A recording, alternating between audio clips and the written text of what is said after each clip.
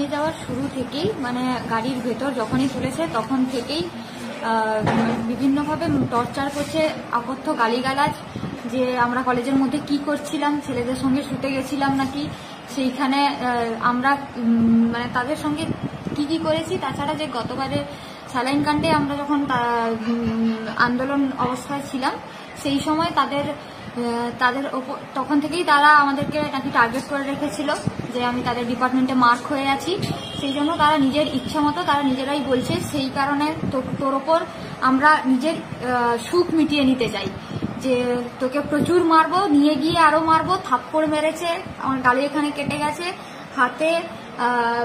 হাতে পা দিয়ে বুট দিয়ে লাথি মেরেছে, বিভিন্ন জায়গায় আমার কালশিটে পড়ে গেছে, কেটে গেছে। তাছাড়াও আমি সেখানে পৌঁছানোর পর ওখানকার ওসি সাথী বাড়ি আমার সঙ্গে ফোনে স্পিকারে কথা বলে বলছে তোর কোন বাপ আছে, কতগুলো বাপ আছে, কোথায় কোথায় বাপ আছে, সবাইকে ডাক, কে তোকে ছাড়িয়ে নিয়ে যেতে পারে সেটা আমিও দেখব। তারপর তিনি আসার পর তার আগে সেখানকার লেডি কনস্টেবলরা মানে অসভ্যের মতো আমার সঙ্গে আচরণ করেছে।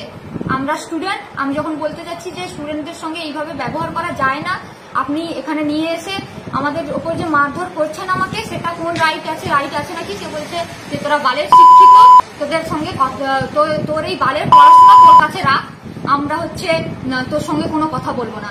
আমি যখন তাদেরকে জিজ্ঞেস করলাম আপনারা পরীক্ষা দিয়ে চাকরি পেয়েছেন কি, তখন বলছে না রে আমরাও তোদের সঙ্গে শুতে গেছিলাম, তোরা যেরকম শুতে গেছিস আমরাও শুয়েই চাকরি পেয়েছি, আমরা কোনো পড়াশোনা করিনি।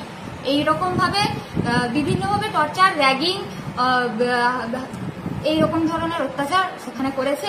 একটা নির্দিষ্ট জায়গায় নিয়ে গিয়ে থানার মধ্যে যেখানে সিসিটিভি নেই, একটা নির্দিষ্ট রুম আছে, ওখানে দফায় দফায় নিয়ে যাচ্ছে, মারছে, আবার রেখে দিয়ে যাচ্ছে।